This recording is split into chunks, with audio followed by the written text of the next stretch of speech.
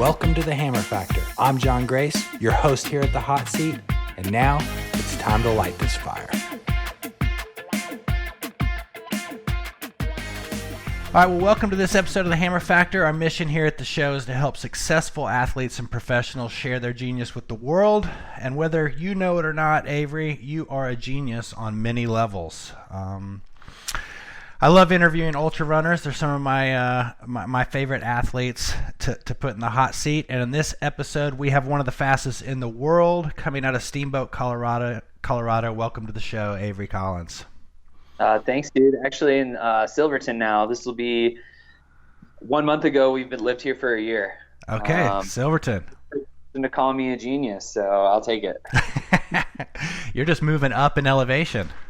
Yeah, exactly. Let's start this thing off, Avery. Tell us something about yourself that most people probably don't know. I guess majority of people probably don't know that I grew up playing basketball and not running. I didn't start running until college, and I think a lot of the competitive spirit in me came from basketball. From when I probably started playing when I was 3 or 4 through college, and yeah, man, I think most people would probably just assume, if they don't know me very well, that I've always been a runner. And then I'm into a lot of different sports and not just running itself. So you're not very tall. How did you get into basketball? I was fast. Yeah, man. I grew up in the Hoosier State. Like it's basketball or it's nothing at all. And I spent my summers as a kid in North Carolina, so I went to Wake Forest basketball camp for many years in a row. And I don't know, man, basketball was definitely something I really enjoyed. And I wasn't tall, no. But at one point in time in high school, I actually could dunk, believe it or not. What? Yeah. And now I think my ST fibers have taken over, and I can't jump very high anymore. Touching the net is hard enough. How tall are you? About 5'7", 5'7.5". Dude, that's some ups if you're dunking at 5'7". Yeah, and my mom will verify that for me. Yeah, I kind of baited you on that question because I'm from Indiana as well, so I'm fully aware of how basketball kind of rules. It's awesome. Here in Silverton, our basketball court's covered in snow for 7 months of the year, and there's only one. It recently cleared, and Sabrina and I went and played some horse a few times, but honestly, for rest days, I like to go down and still shoot around. There's not really any pickup games here, but it's cool just to go down there and play one-on-one with Sabrina or shoot around for a little bit. Nice. What about when you were a kid in Indiana? Obviously, you were playing basketball, but what else were you doing there? What were you like before you got into running long distance? I was actually really into more motorsports, and like in high school, we had a dirt bike and a three-wheeler, a couple of three-wheelers. I would say I was more of, not that I was a motorhead, I just enjoyed motorsports a lot more. And like I said, I also spent my summers growing up as a kid in North Carolina, so did quite a bit of surfing and skimboarding. Yeah, I mean, my childhood growing up was absolutely amazing. I always look forward to the summers because I'd get to take off and spend the summer in North Carolina with my grandparents, and the typical day consisted of our buddy's dad dropping us off at the beach, and we'd just stay at the beach for 8 or 9 hours until he was done with work, and then he'd pick us back up, and we would load, go get some and call it a day, and just did that on repeat. It was an absolute blast, man. I'm super fortunate for it, and for the freedom that my grandparents gave me when I was a kid. So how'd you go from surfing and motorsports and playing hoops to ultra running? Pretty simple answer, man. I was in college and didn't want to pay for a gym membership anymore, and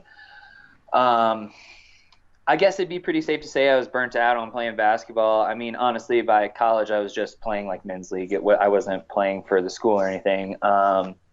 And I was just over it to some extent, and then decided one day to go out for a run and ran to the end of our neighborhood and back. And honestly what I enjoyed most, and can like remember it all to this day, is just the absolute struggle. It was only a mile and a half to the end of the neighborhood. And I sat at the end of the neighborhood for like 20 minutes, just completely wrecked, thinking like, fuck, I have to run all the way back home. I don't have my phone with me. Like, this is really gonna suck. Obviously I made it back just fine. But just I think the one thing that just was what created the passion was the just like the enduring part.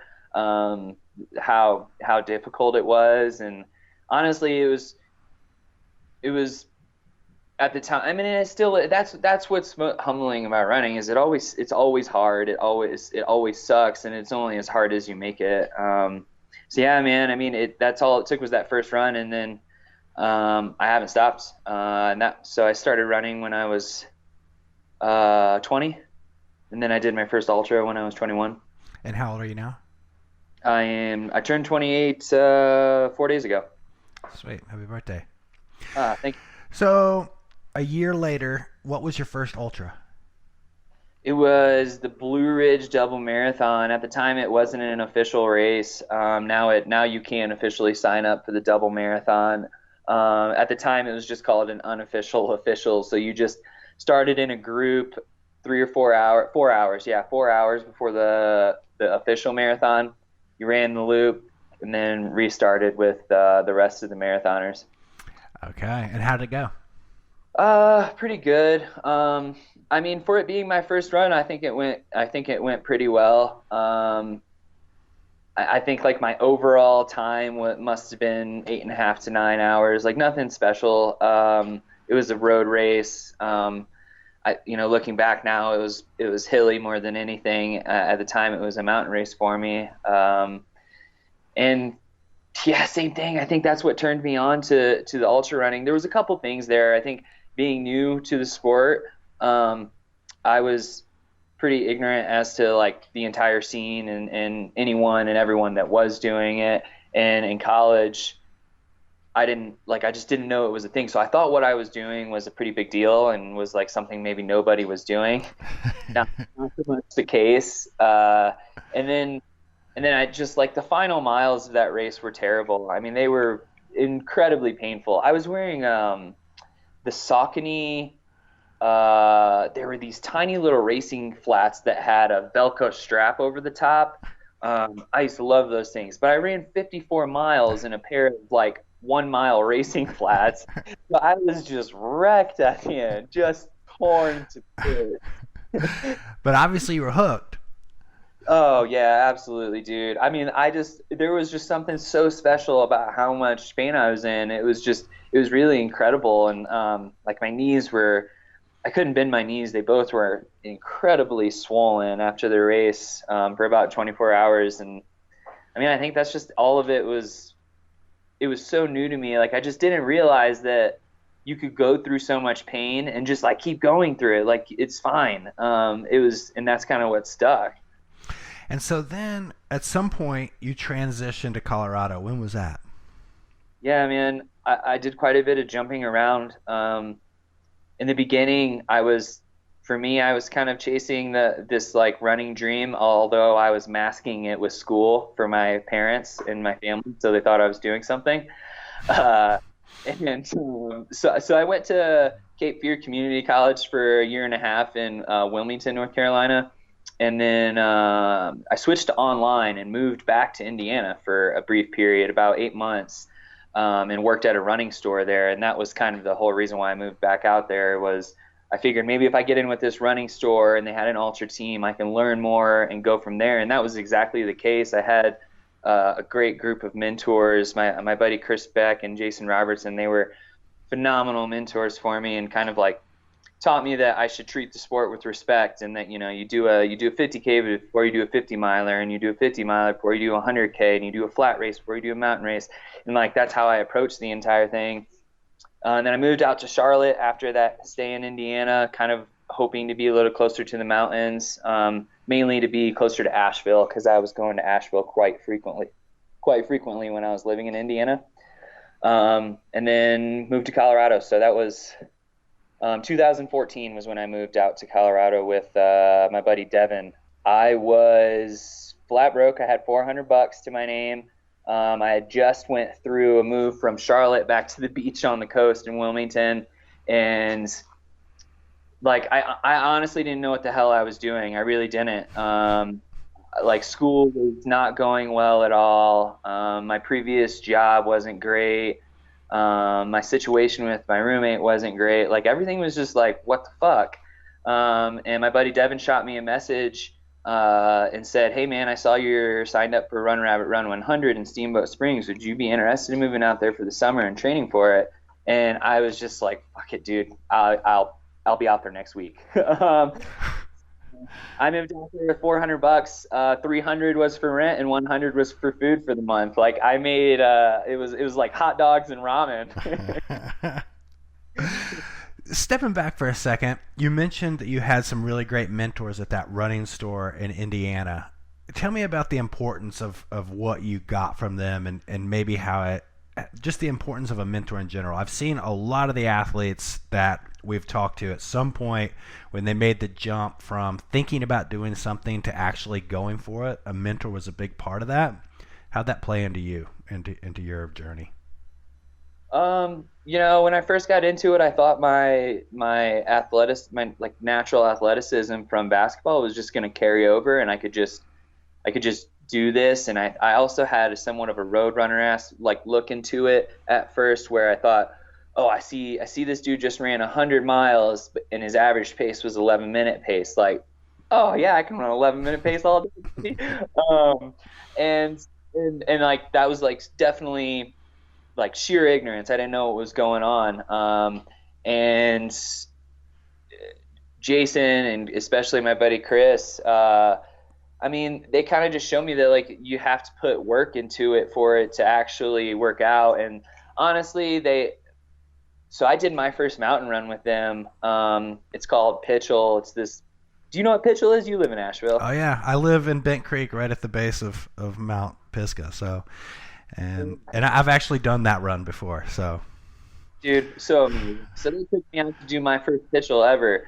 And it was just this massively humbling experience because I had done all these races and like every time I thought I was getting somewhere and doing something, they kind of reminded me that like, no, you're just getting started. And I just feel like they kept me humble and kept me kind of continuously reaching. But obviously there were little things along the way like nutrition and footwear and gear.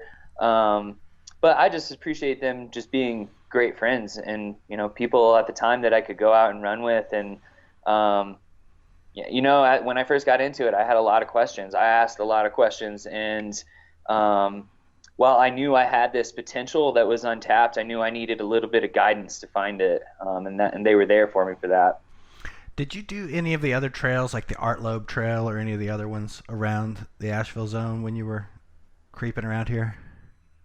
Man, you know, I still come out to Asheville like once a year, but I always run the same stuff, man. I park at the Folk Art Center. Yeah. I hop on MST and I run towards Mount Mitchell because I feel like that's just like all that stuff. And like the Buncombe Horse Trail that's just like that. Mm-hmm.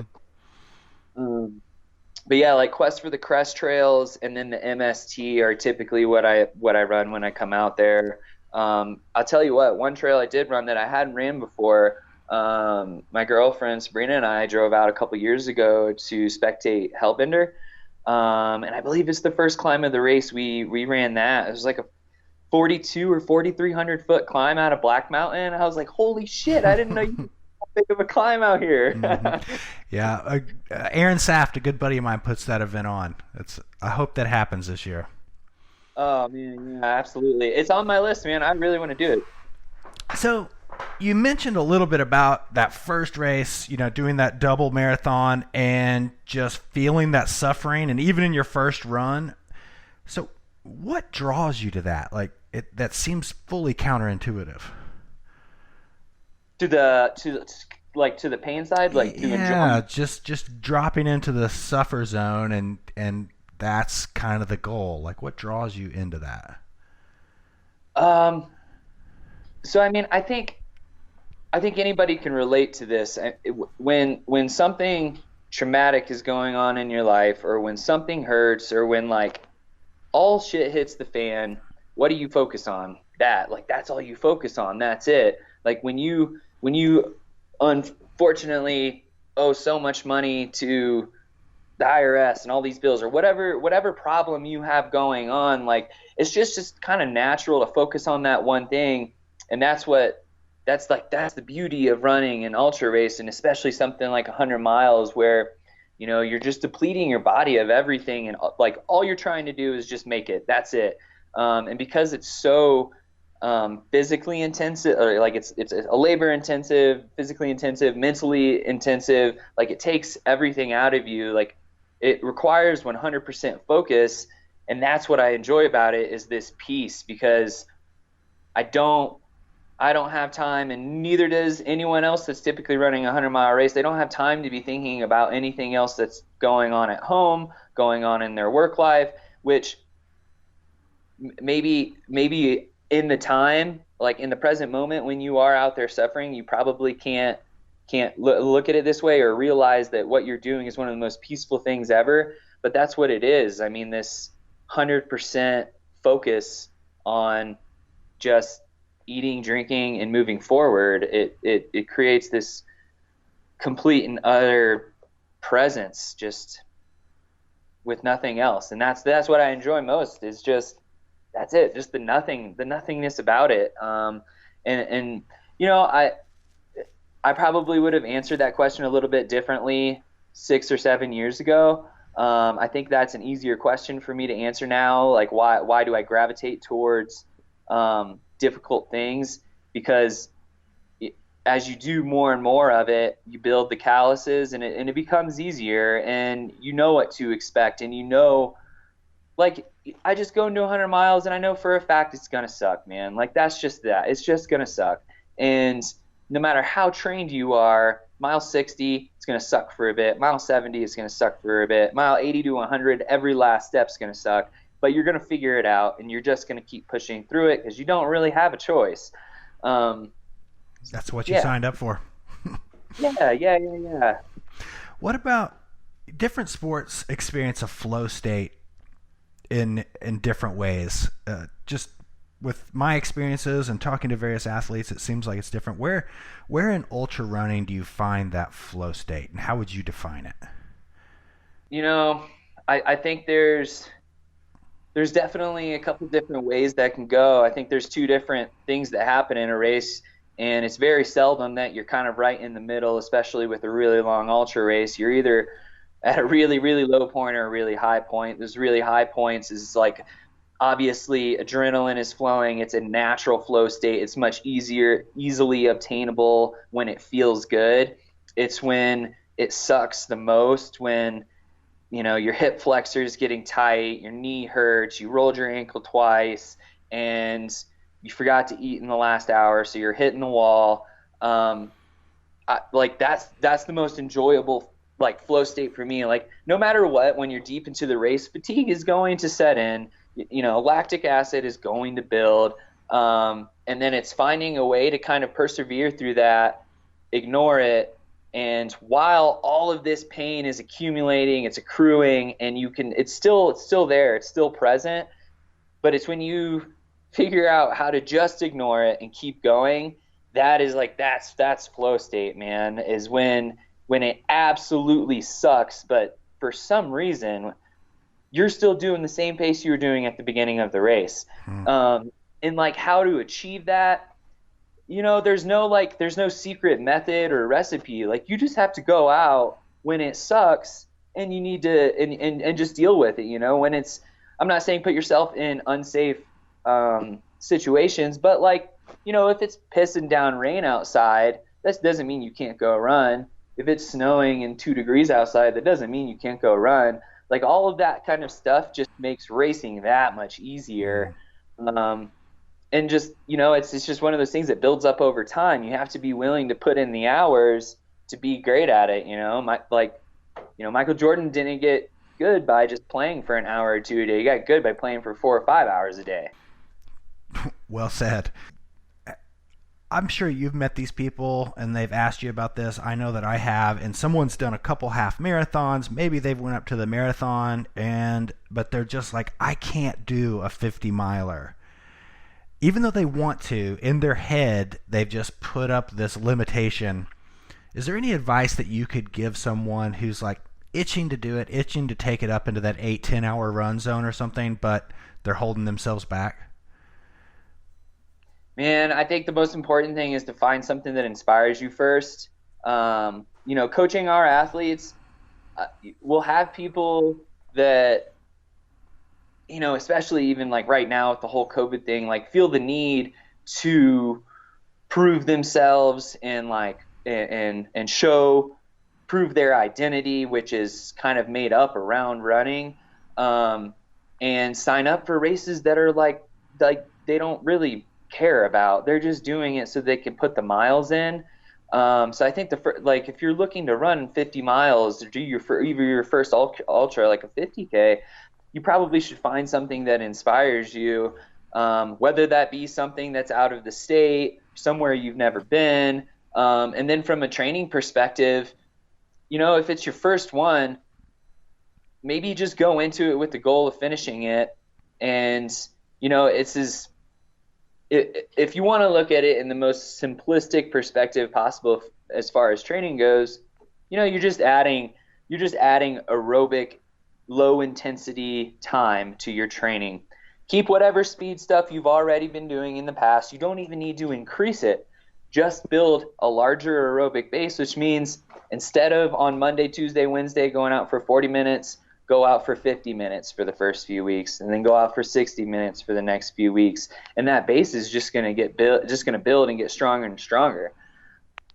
Yeah, your body will react. Yeah, and if you enjoy running that much, like you're only going, like this is going to be something that you're going to look forward to. I mean, you're just asking yourself to go spend more time doing something you like. So obviously the mountain running drew you. I mean, it seems like you moved to Colorado and now you're even further up in the mountains. What is it about running through the mountains? The unknown around every single corner, man. I mean, especially here, it's just, man, it's just so rewarding to get to the top of a mountain around here because you get up there and there's like, you can see 300 more mountains. So like just in San Juan Mountain Range, there's 354 13ers. So like that's the one thing that just always keeps me going. And it's just this like curiosity of oh, can I connect this mountain to this mountain and this mountain to this mountain? And then and I suppose what could be like a semi-egotistical way, I like to do these runs that perhaps maybe no one's ever done before, or maybe only a few people have ever done them, because especially out here, like you can do that. You can put together these runs without using any trails or service roads, just going kind of straight up and down, just creating your own route on the mountain, which is the most artistic and fun part for me, is just like maybe doing something that someone else hasn't done yet. Yeah. I read a really interesting article in SB Nation about your attempts at tour. I'll include that in the show notes for people. It's a really good article. It's a long read, but it's really good. I recommend anybody who's listening to check that out. I'll put it in the show notes. But let's start with what is tour? Yeah, man. So tour is short for Tour de Jean, or the Tour of the Giants. It's a 200-mile or so loop around the Aosta Valley in northern Italy. It starts in Courmayeur at the base of Mont Blanc.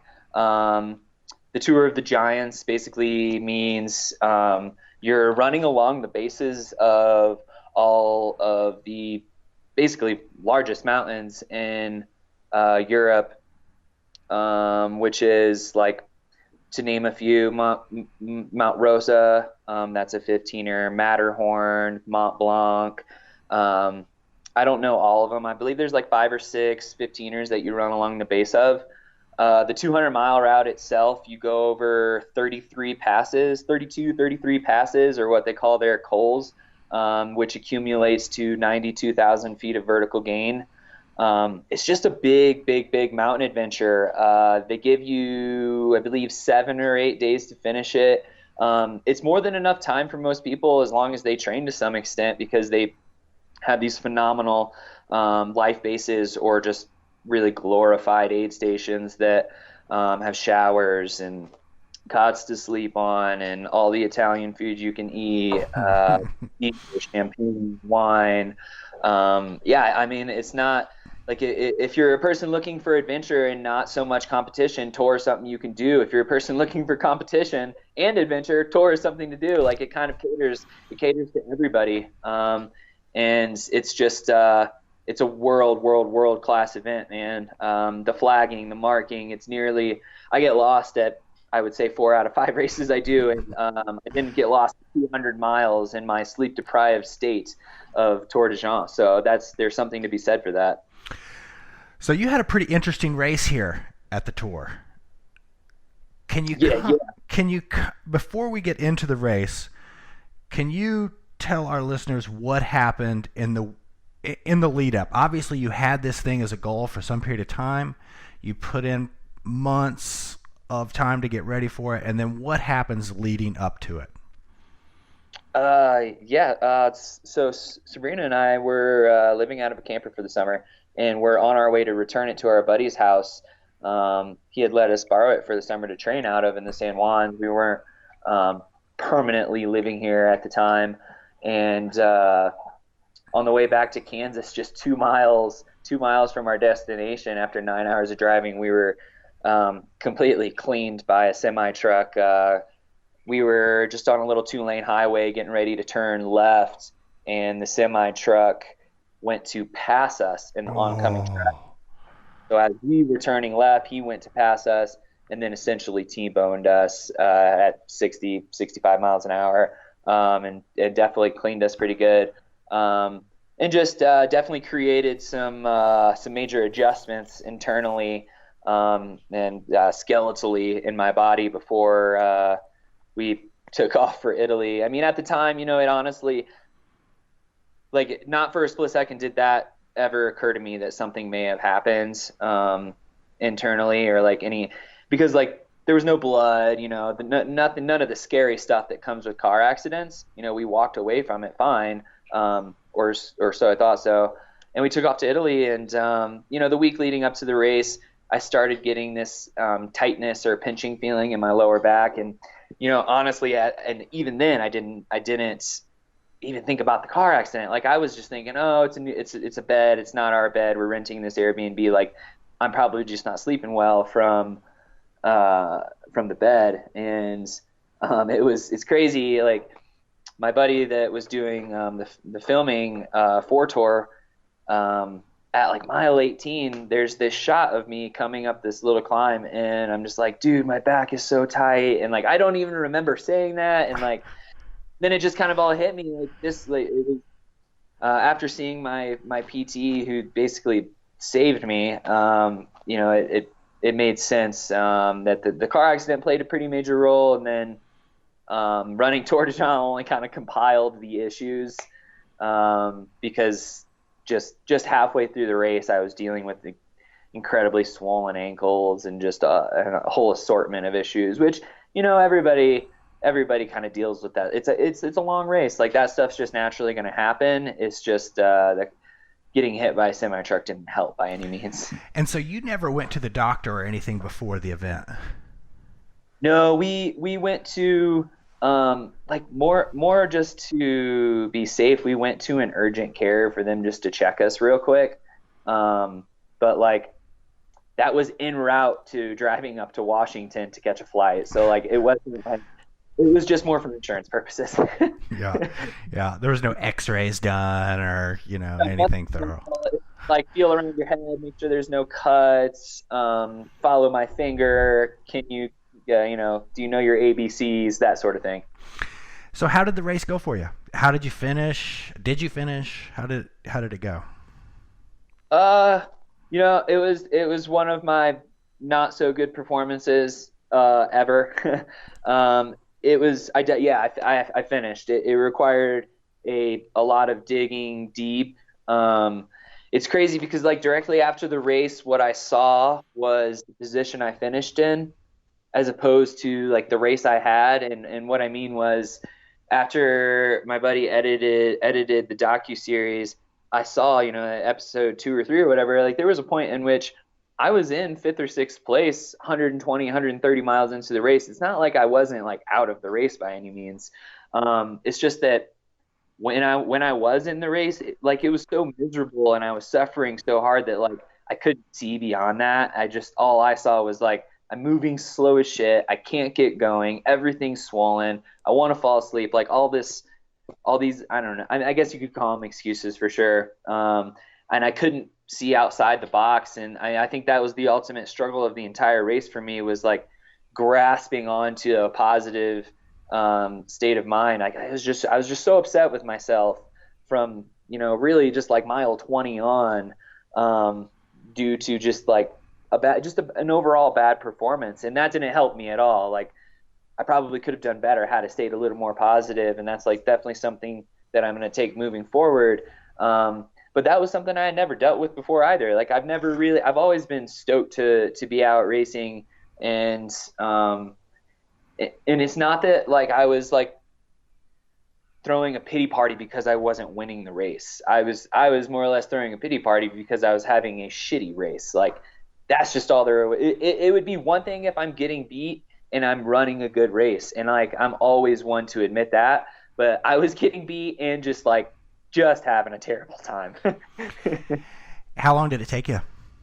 It took 86 hours, and ultimately I finished in 11th place. 86 hours. So you get done with the race. Things just didn't work out for you the whole time. When did you figure out there was more physically wrong with you? How did that discovery happen? Not till we got back to the States. So we were, honestly, I couldn't feel anything wrong with me the weeks. So we stayed in Italy for another couple weeks after the race. Sabrina did a race at Lake Como. And I went out for some long bike rides, some really fun bike rides. Didn't feel anything wrong. And then I would say once we got back to the States, I tried my first run, maybe 3 or 4 weeks post race, and instantly knew like my back was quite painful. And I went through a whole slew of methods of trying to fix that, such as chiropractor and massage. And nothing got done for a couple months. And then finally I went to a PT, a buddy of mine named Steve. And he worked some incredible magic. He's an absolutely phenomenal PT. And after just a few sessions, I was running again. And then after a few months, I was back in the full swing of training again. That's still, like, my back is still a constant. I still have to battle it. I mean, I have to stay on top of stretching, rolling out. I still see the PT anywhere from 1 to 4 times a month, just kind of depending on what's going on. It's like, I think it's something I'm probably forever going to have to just manage at this point. What was the diagnosis? Mainly just a shifted pelvis. Hips were unaligned. I had a few vertebrae that were not in place. I had an ankle bone that was popped out. My knee wasn't tracking right, and 2 displaced ribs. So you had this going on. All these injuries happened before the 200 miler. You ran the 200 miler with this going on. It's hard to say. I don't know. I have no idea. This is all. I found this out after tour, so it could have very well happened during tour. Like I could have difficult the race is. Yeah, I somehow imagine it didn't happen. I think the semi probably had a little bit of an adjustment on you. That is epic, dude. How do you deal with injuries, man? Like I've talked to several.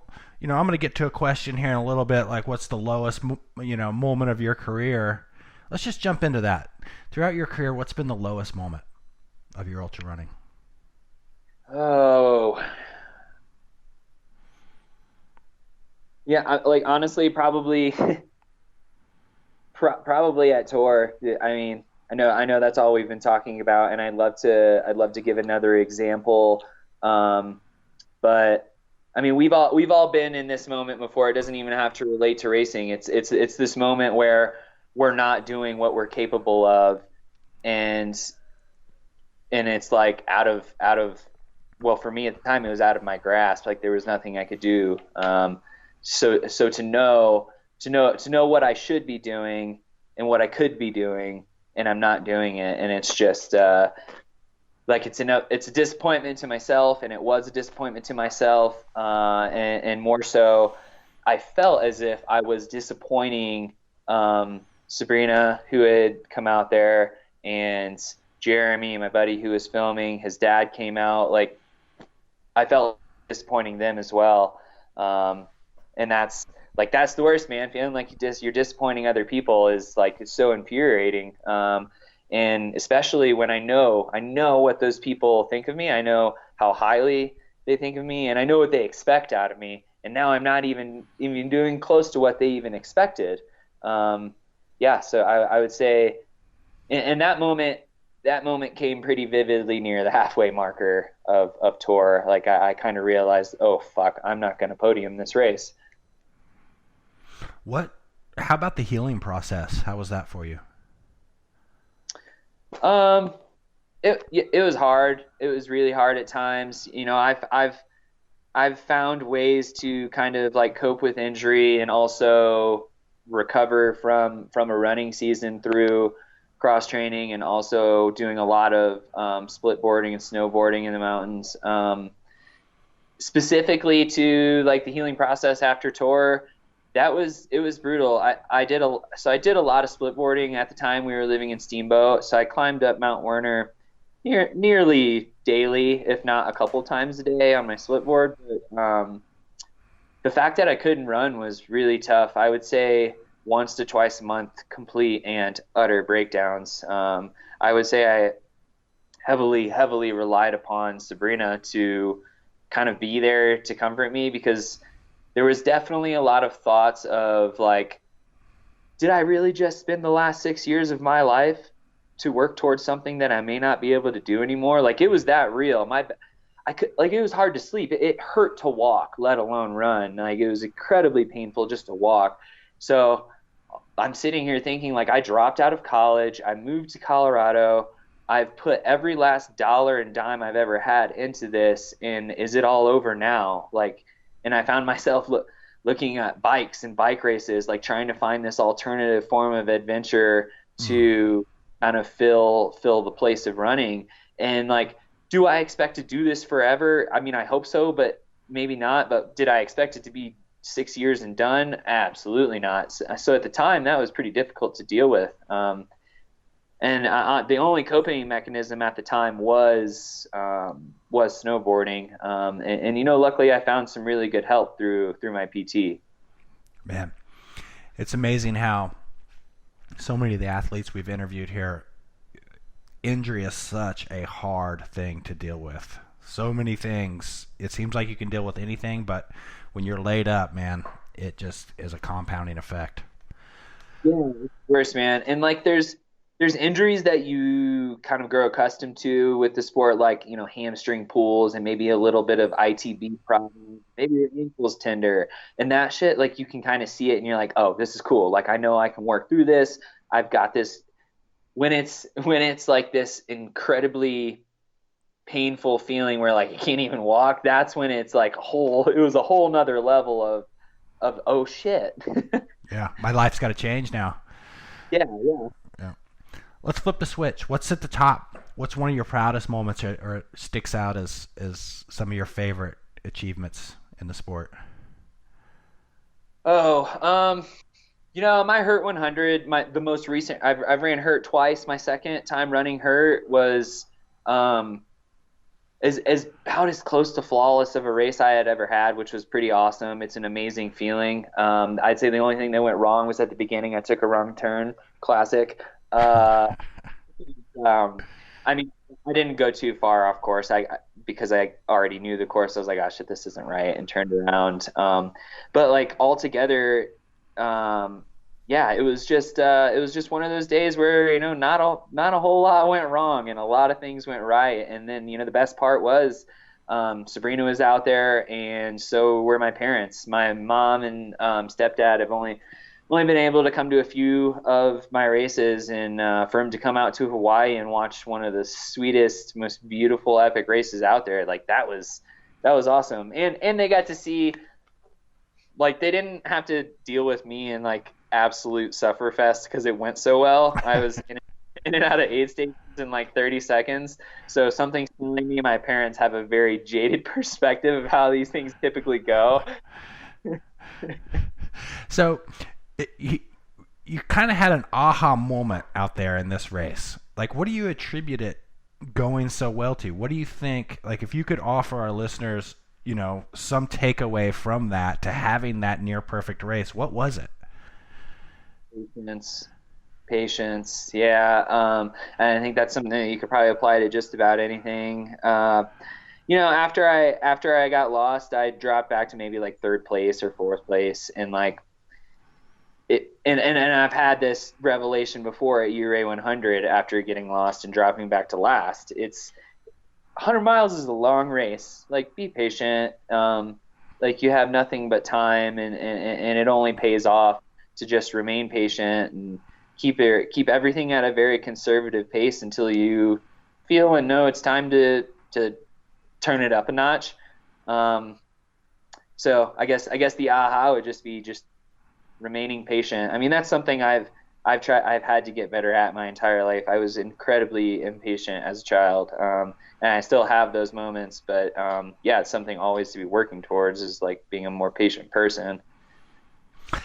Burning calories and eating is a big part of ultra running, more so than really most any sport that we interview athletes here. And nutrition and just keeping things working on your body, so important.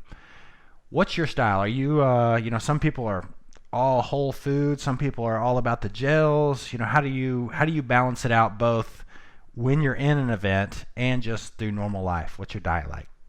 Yeah, man. I would say just kind of everything in moderation. I mean, we eat a lot of vegetables and a lot of fruits, but we also eat chicken and steak and sausage, not in excess, but like everything kind of more in moderation, and just like basing it on how I feel.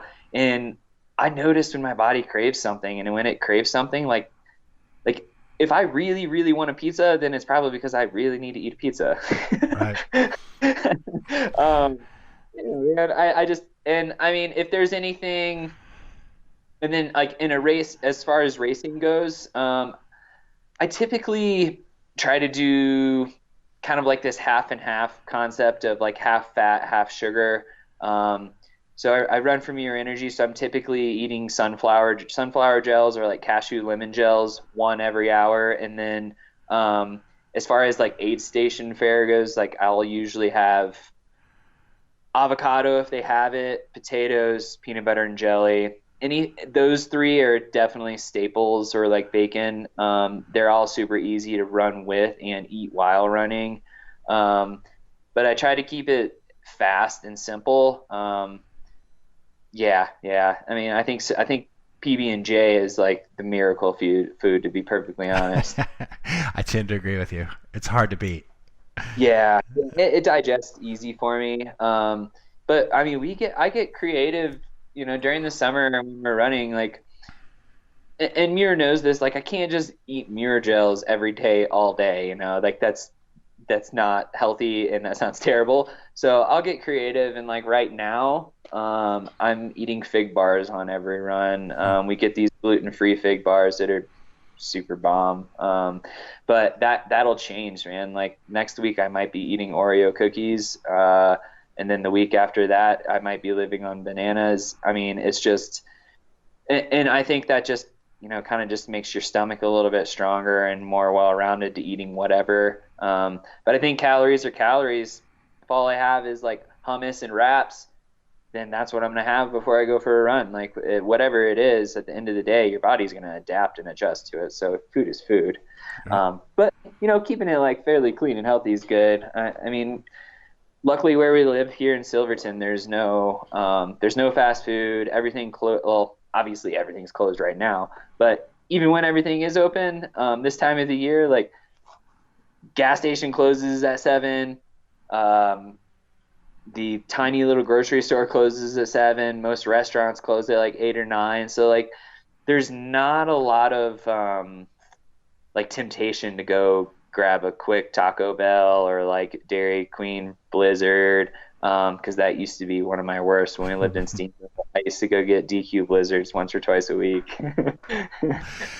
What about how many events do you do? How many big races do you do a year typically? 4 or 5. And I like to do everything, so I just like try to sprinkle in a little bit of every distance in there. So let's say that you have a 100-miler coming up in 4 months. What does your training look like getting ready for that? Basically, as far as volume, intensity, like what kind of trails do you try and get in there? Give us your overall thinking, and you can pick a specific race. Yeah. So yeah, so say we're doing like UTMB for 4 months from now.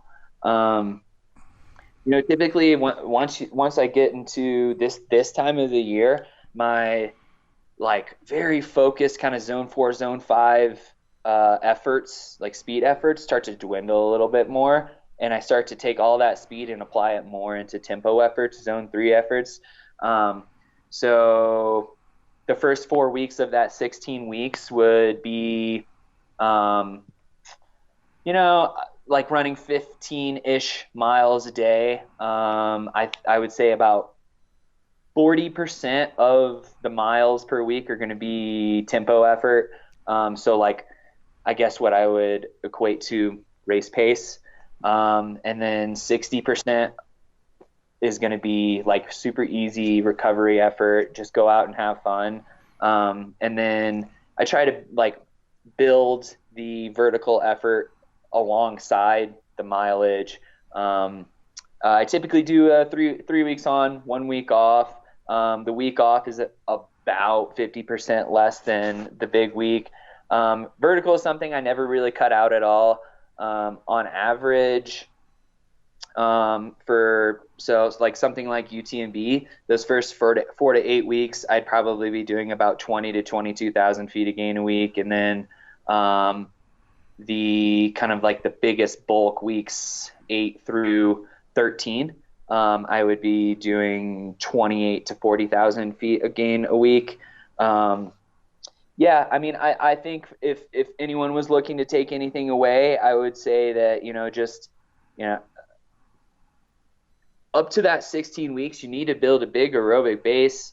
You need to also once a week get some kind of an anaerobic workout in. That way, when you go into this specific training period, or what's often referred to it as the utilization period, you can take all these things that you've been using as tools and put them to work in this 16-week period. And more often than not, you want to be running this kind of like race pace effort. Yeah, it's kind of hard to say what I would do for 16 weeks without like putting it on paper. Yeah. When is your biggest week? How many weeks out from the event? Typically, so I've got for 100 miles, I have this magic number of 17 days out. I start the taper. So like the 17 to 22 days out, those 5 days, or 17 to 24, either way you want to look at it, those are the biggest days. I think so. Like last year for Fat Dog, my biggest week was like 160, maybe 165 with like 45K of climb. When you're doing 40K of climb, how many hours is that? How many hours does it take you to put that in for a week? Yeah, in a week. Damn, that's a great question because it's been a while since I've done that. Honestly, probably like 30 hours. If I had to take a guess, about 30 hours or so. I mean, with the whole COVID thing, I've just been doing kind of just this like prolonged base period, or maybe I guess you could even say a prolonged transition period. I was split boarding and honestly getting a ton of vertical and staying pretty fit through the winter, and then basically just use that fitness with a couple runs a week to go into this transition period where I was just doing 70 to 75 miles a week with 20,000 feet of climb. And then the whole COVID thing hit. So I've literally just kind of stuck to 70 to 75 a week with 20K for the last like 6, 7 weeks. And then, we've been skiing. Sabrina and I have been scheming up some plans. So I think come late May, early June, I'll pump that up and start to see, more 90 to 115 mile weeks. And what's your next event, if it actually happens? Oh, yeah. From an event perspective, I'm not really sure what's going on. Tour de Jean hasn't been canceled yet. I don't have a lot of hope that's like, I just don't foresee it really happening at this rate. I mean, we'll see. And then Sabrina and I got elected to do this race called the Snowman race in Bhutan. It follows the Snowman trekking route. The King of Bhutan has basically granted permits so that 25 runners can be the first people ever to run on the trail. As of right now, that's it. It's a 200-mile stage race, and you go over 14 passes, 12 of them 16,000 feet, and 2 of them 18,000 feet. Amazing. Yeah, really pumped. Once again, it's like I'm not really sure if the race is a go or not. And then, otherwise we're just I definitely am gonna do some local FKTs. I'll probably go for Mount Sneffels, which is a 14er, 40 minutes from here. I've been contemplating Tony Krupicka's record on Eolus and Wyndham. There's 3 14ers. It's Eolus, Wyndham, and I think Twilight or something. Yeah, I think it's called Twilight. I always forget the name of it. Anyways, it's like a 44-mile route. Looks like a lot of fun. And then definitely a high probability of Nolans. Nolans, okay. I know some of those mountains. San Juans are definitely my favorite mountains in Colorado. They're hard to beat. Yeah, it's impossible. Where does cannabis fit into your training and your lifestyle? It's daily, a daily thing. Yeah, man, I'm a big advocate of using cannabis, honestly, for a large majority of my runs. I used to have like a rhyme or reason, like, doing it for just mainly easy and recovery runs or long runs. But I found now it's just a majority of the runs, just because it's enjoyable. It's not that it makes you any faster or slower. Like, if you're going to have a shit day, you're just going to have a shit day. That's just the way it goes. But the beauty is, if you take a few edibles, go out and have a shit day, like, it can still be a lot of fun. Like, you learn to just enjoy what's, like, especially right now during COVID, like, to just be able to be outside is, like, that's just something to be grateful for. And as cheesy and cliche as it sounds, and I try not to be that person, and I don't think I am, I will say that when I use cannabis, if I take edibles or smoke before a run, man, it just allows me to be so appreciative and grateful for literally everything, man. I just to be outside, to live in Silverton, Colorado, to have a nice place and to have an amazing girlfriend, and like for whatever reason, I don't tend to maybe be as grateful for some of that stuff without the presence of cannabis, which is one of the the great parts about it for me. You are sponsored by a cannabis company, and this is a trend that I'm seeing in athletes, mountain biking, whitewater kayaking, so on and so forth. But you were one of the early advocates for cannabis in trail running. Were you nervous? I don't want to say coming out, but just going public with cannabis use and training and partnering with a cannabis company? Was that nerve-wracking, or was it just supernatural, or did you tell your parents first? How did all that come to play? So, yeah, I mean, the only thing that made me nervous would have been the fact that, like, I accepted the fact that I may not get a shoe sponsor because of this ever or for a long time, and that I accepted. That was probably the more nerve-wracking part. Now, on the other hand, we're talking about the cannabis industry. Like, there's a lot of money in the cannabis industry. So, on the other side, I thought, well, look, like there's a good opportunity here for me to be able to do what I love, and then also show people that like I'm representing a much larger population than people think. Like much larger population than people think. And if you come to Colorado, good luck finding a runner who doesn't use cannabis. It's pretty rare.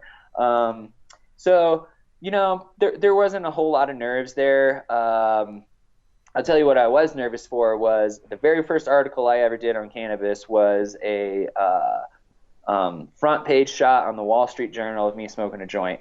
That was a little like I told my parents and my going to be in the Wall Street Journal. I didn't tell them I was going to be smoking a joint on the front page. So that I had to deal with the consequences from that, which is pretty wild. But overall, it's been great. And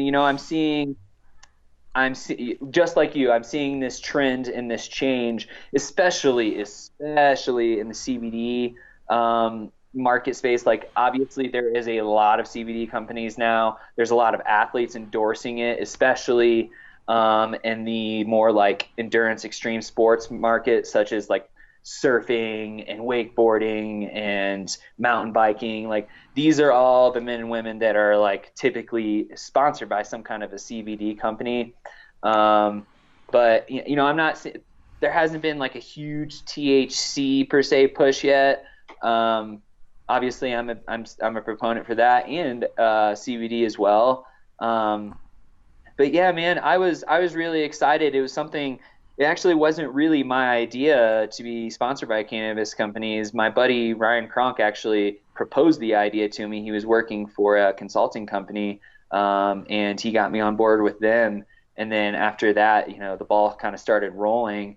And I just got introduced to some really amazing people that kind of allowed me to find these companies to work with. One of those being Jim McAlpine of the 420 Games. Through him, I got to meet Ricky Williams and some other cannabis NBA advocates, and like all of these connections have kind of built up naturally, just through being myself. Like that's that. Nothing too crazy. So what did your parents say when you got did you get a call? Well, we got the journal, Avery, and how did that go down? Dude, I don't remember what Mom said. She was not impressed. She was not like, she opened it up on her computer at work to read the article for the first time, and all her coworkers were all stoked and waiting to look at it too, and she opened it up and there I am smoking a joint, and like she had no idea that was coming and she was at work. Every time I laugh or make a noise, it steps on your audio, so I'm just trying to hold it in, but that is freaking hilarious, dude. We're going to have your mom on the show at some point. Yeah. I don't remember what she said. I know she said something to the effect that she was at work when she opened that up, and that I should have warned her that I was going to be smoking a fatty. So, what amongst the ultra running community, I imagine it's pretty largely accepted. Have you had any conversations with people like other shoe companies and various things that they've been like, we just can't touch that right now? The broader industry, what have the vibes been there? Yeah, man, you like, yes. When you say the broader industry, I'm assuming you're kind of just referring to the run industry specifically. And yeah, there has been a lot of barriers to the industry. I've had multiple shoe companies specifically say, you're a great athlete and we want you on the team, which has been very, very upsetting at times. I'm not going to name any companies, but there has been particular companies that have gotten in trouble for breaking official USADA and WADA rules, and I'm not breaking any rules, and yet they won't endorse me, which makes zero sense whatsoever. So let's just put it this way. It's okay if you take steroids, but you smoke pot. That's our problem, which is absolutely absurd. It makes no sense. Now, with that being said, I am with the Solomon Pro Squad this year, which is awesome. In the past, I was with Innovate. They had no problem with my cannabis affiliation. I have to be a little bit smart being under Solomon as far as like just, being clean and respectful, which I've always been. But like at the end of the day, like what people don't realize is like there's no rules broken. You're allowed to use THC while you're training as much as you want under every single rule. The only rule is you can't use during competition, and you're supposed to stop within 12 hours of competition. And I would suggest to most people that maybe you give it a few more days than 12 hours. Like 12 hours is definitely a little risky. But like it's just it's crazy because I still see articles pop up online that people will post on like the trail and ultra running page of me, and like people will comment in there and be like, "Oh, he's cheating," and it's just like you have no idea what's going on. Like you don't even know what the rules are. Do you think this stigma is ever? It's the weirdest stigma to me, and I've watched it play out my whole life. Do you think? I mean, is there a breakthrough finally happening, or is it just going to continue to be this weird stigma? It's the weirdest of all stigmas. I mean, those same shoe companies, and this is not just in the running industry. This is, I mean, probably all industries. I definitely know in the outdoor industry as a whole, but like no one will frown upon you taking a picture of sipping an ice cold Sierra Nevada at the top of the hill when you had a great run or whatever. But it is so incredibly frowned upon to, like you say, just be popping an edible or whatever. Do you ever see this balance happening, or is this just something the way it's always going to be? No, yeah, I think it's slowly but surely destigmatized. And yeah, that balance is coming. I think it's going to make its greatest leap when the NFL or NBA finally make that move, saying, "Hey, if you are employed by a team that's in a legal state, you may now use as you wish, because guess what? You're a fucking adult and you live in a legal state." I think that's where the greatest successes are going to come when these huge sports industries can get behind it. I mean, as far as like from a running perspective goes, I understand it's probably like the stigma is probably still there in the Midwest and places where it's not legal. It's very, very, very, very, very different in Colorado, California, Washington, where it's become incredibly normalized. Incredibly normalized. It's just like everyone does it here, and I know people probably don't believe me when I say that, nor do they even get it or understand, but a large portion of the population uses cannabis and to some capacity, whether it be just to like go to sleep at night. And this goes for every job industry, like these business people, everybody. I'm not gonna get myself in trouble here, but everybody, it's like this weird, crazy thing here. It's like if you walk by someone on their porch smoking, like that is a normal thing. Like you wouldn't think twice about it. Yep. No, fully. I've always had this kind of beef where so many times in the outdoor industry, and not just the outdoor industry, but there will be, you'll have this amazing mission. Let's say there's some FKT that you've thought up that you're trying to get some sponsorship dollars to fund or whatever. And there'll always be that conversation, well, this is a small industry, we don't have that kind of budget to put that in. But it's frowned upon when an outside entity may fund that, which is going to bring up the entire outdoor industry, but they're kind of frowning on it. It's such a hypocritical relationship that I don't even want to get into that rabbit hole, but it's just been such a hard thing for me to swallow over the years. Yeah, and I will say there's been some major changes and like a large amount of progression, and who knows, maybe because of COVID and this kind of downfall in the economy, more states will legalize in a much faster fashion now that, because it's something that could turn a local or state economy around in a heartbeat if you're one of the first to jump on. If you're one of the last to jump on, like, you're kind of just screwed. Like these states that are going to wait it out, there's going to be no, like, right now we get tourist dollars because of it. Now, as more states legalize, those tourist dollars leave. So you're the last state to do it. You're not going to make any extra, tax dollars off of it. So, Who knows? Maybe in the next year or two, we're going to see some major changes in state legislation in some of these states that aren't legal yet. Yeah, I think in time. What's the difference between running high and runner's high? Oh, runner's high lasts for 5 minutes. Running high lasts for hours. Uh, Yeah. can you That's why I love it when people's argument is, "Oh, I got natural runner's high. Good for you, buddy." What? Tell me about. I have done.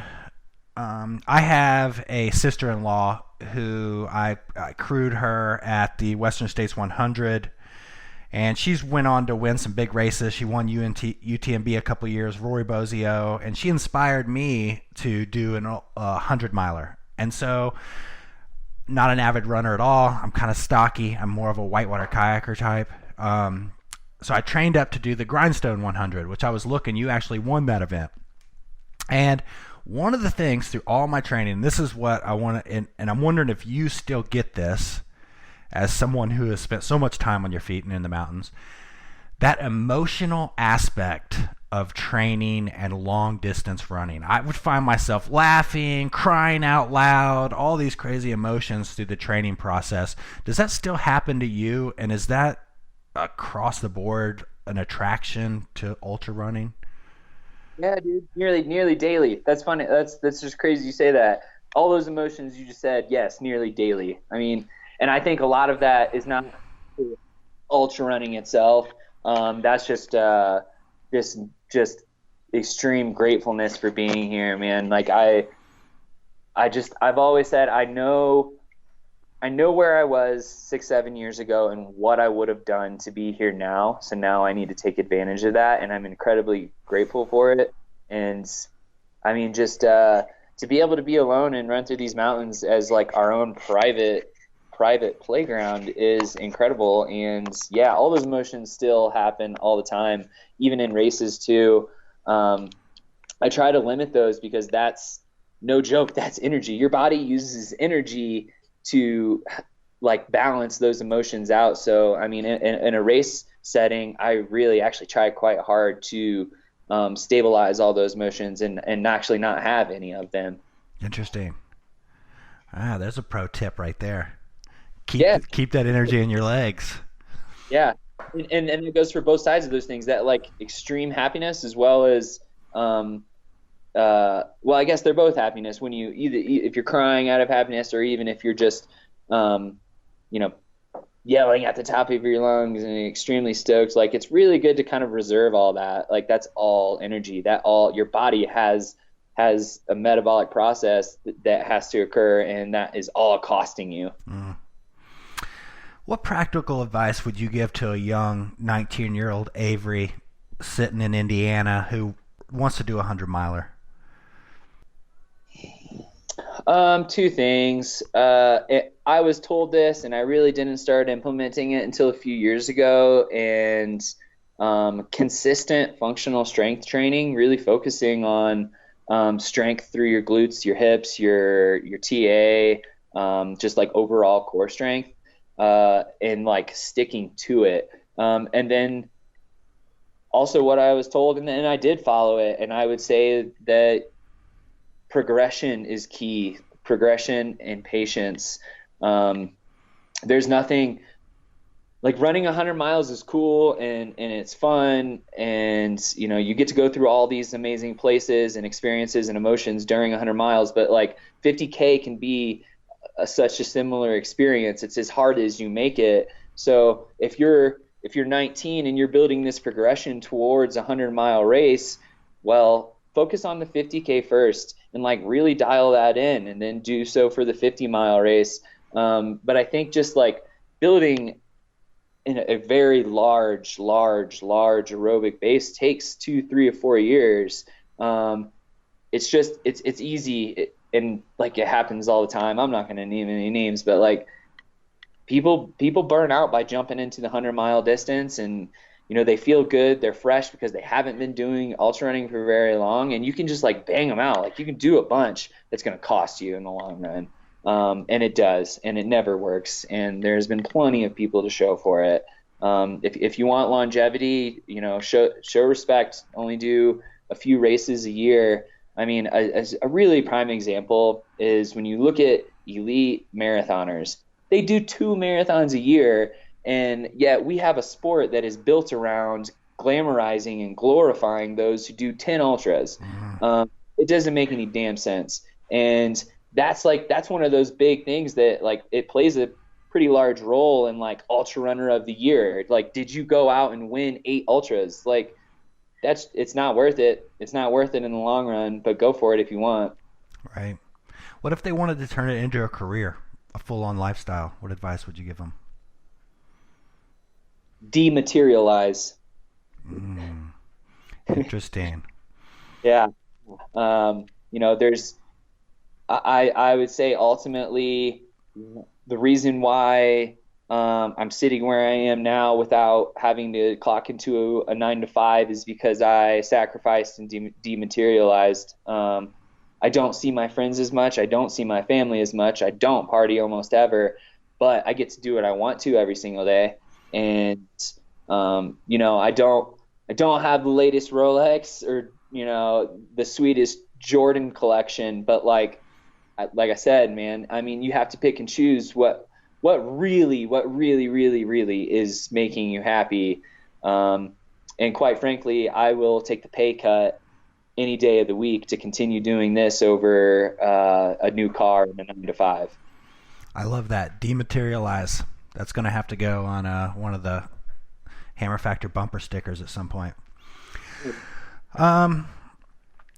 What about the sport of ultra running? What are some trends that you're seeing? Some interesting things come out? Any interesting gear things that you're seeing? What's some insider gossip within the ultra running community you can share with us, or the sport in general?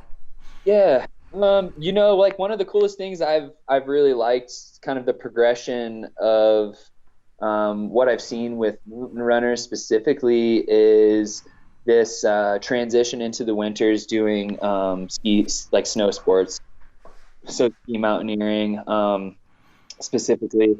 And I don't do like skimo or ski mountaineering racing because I snowboard, but I've used this as a tool, like honestly from watching other like skimo athletes, and I've used split boarding and like winter mountaineering as a tool to progress my ultra running. It gives me a chance to recover and relax the muscles that get used and abused for 6-7 months of the year pretty hard, and then get to do something different all winter long. It's low, as far as it's majority low impact. I guess it depends on how hard you're going and what you're doing, but for the most part it's a pretty low impact sport. And it helps build a really strong aerobic base. It's actually been found that ski mountaineering, because it uses both the arms and legs, it's the fastest and best way for a VO2 max increase, or in other words, like to get the most gains as an anaerobic athlete. Ski mountaineering is the best way to go. I don't do any of those workouts. I just go slow up the mountain and then charge down. But I think that's been one of the coolest things that I've seen as a progression in the sport, is a lot of runners switching over to snow sports in the winter. Cross training is invaluable, and it seems like almost every athlete or professional that we interview has some bit of cross training that has really helped them with breakthroughs. Mental freshness comes back, and just like that whole ability to, like you say, build up the base, step away from your main activity, and then come back with a new perspective, fresh, new ideals, and a different way of looking at it. Creates appreciation too. This has been a great hour and 15. Avery, is there anything else you'd like to add before we wrap this up? No, man, I just really appreciate you reaching out. Yeah, super cool. A lot of, love the Indiana roots, man. Yeah. Is there any, are you on Facebook, Instagram? Where can our listeners follow you? Oh, yes, I am on Instagram at Runnin' High. That's RUNNIN High, and Facebook just Avery Collins. And then I was gonna say just one last thing. If you are a young, say 19, 20, 21-year-old runner, and if you were in the position I was at one point where I was digging quarters out of my car to pay for food, and you can't go for a run because you don't have enough money to deal with the calorie deficit, feel free to reach out. I'd love to help out. Um, I just know what that was like when I was there, and that sucked. Love it. Love it.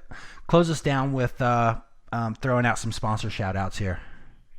Yeah, big thanks to Solomon Running on the footwear. One Farm by Way is my CBD supplement, and Evo Lab. They make phenomenal cartridges for e-pens, and Athletic Brewing Company, a non-alcoholic beer sponsor of mine. They are phenomenal. They make IPAs, double IPAs, golden ales, stouts. Like, it's seriously the only NA beer company out there that is making a high quality craft beer that tastes identical to a real beer.